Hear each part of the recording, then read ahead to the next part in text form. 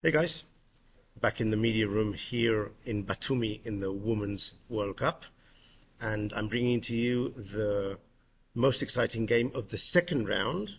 We've already seen the first round. This will be the second round, and tomorrow we'll go into the third round where already nearly half of the players have been eliminated. So the game I'm bringing to you today was played in a very tough match between Maria Muzychuk, rated 2486, Grandmaster with the white pieces, former women's world champion among many other victories in her long career. She's one of the two Muzychuk sisters. And with the black pieces, Talia Cervantes Landeiro from the United States, a woman grandmaster currently rated 2278. Now, Maria did end up winning this match, and she qualified for the third round with the total score of 4-2. This was just one of the games she won, and Talia proved to be a very, very tough opponent for Maria. I interviewed her after the match. I'll leave you the description below in the link in the description area. You can see the interview from after the match, and it was quite a tough one for her. So in this game, Maria opened d4 and went for the Queen's Gambit. And Talia played d takes c4, which is the accepted Queen's Gambit. After knight f3, knight f6, e3, Maria was going to recover the pawn, get back her pawn with bishop takes c4. Of course, always black can try and protect this pawn, but eventually the pawn will drop. There will be some way of getting it back, and the bishop on e6 is always very badly placed. The other way of protecting the pawn with b5 is not generally very recommended, because white has moves like a4 and b3 just blasting open the queen side, and the lack of development is very worrying. So Talia correctly played e6, returned the pawn, and strikes in the center with c5. This is mainline theory, nothing new, and considered to be very solid for black. Castle, knight c6, knight c3, a6 planning b5. As you see, Talia is playing a lot of pawn moves, whereas Muzychuk is giving priority to her pieces. Queen to e2, b5, bishop to b3.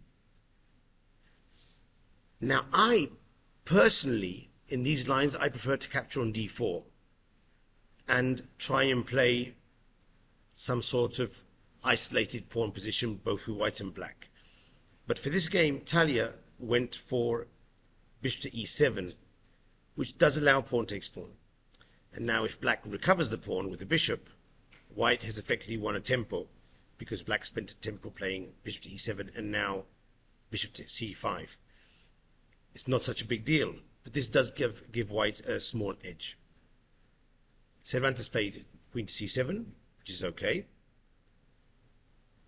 Muzychuk played e4, just trying to establish some center control and also allow the c1 bishop to be developed.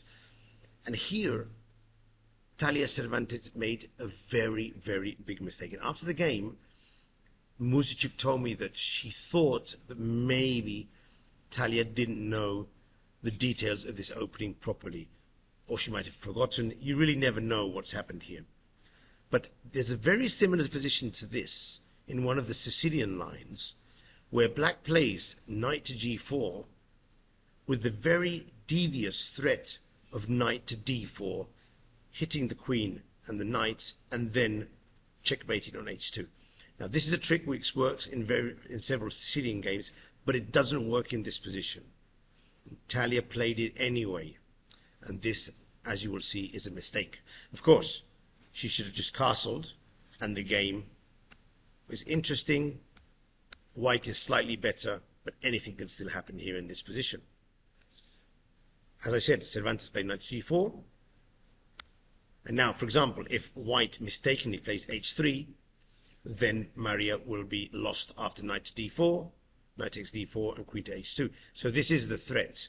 But of course, with e5, which was Muzychuk's move, a very strong move, she blocks the line to h2, and she's threatening to bring the knight to e4 and then to e6.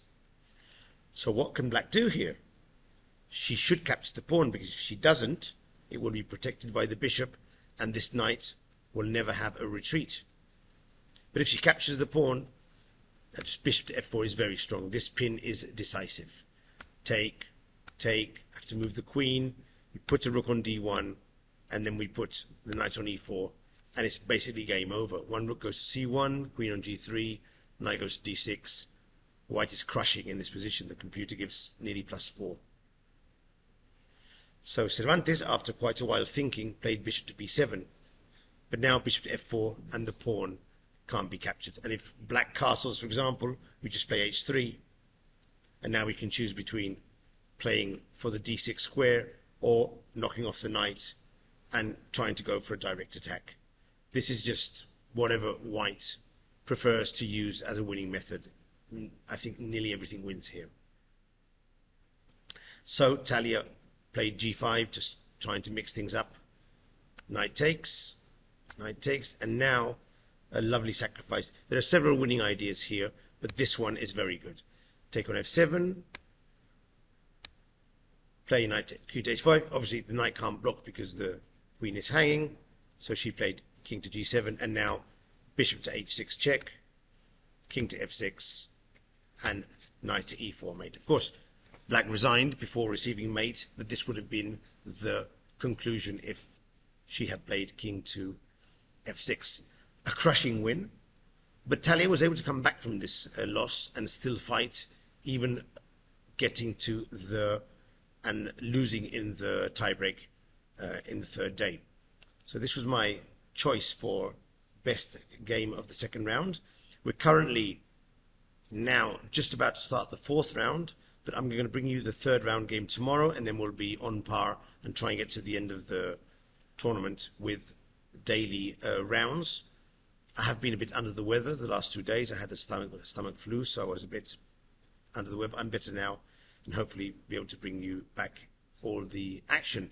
You can read my daily reports on the FIDE website and the Women's Chess World Cup 2025 website.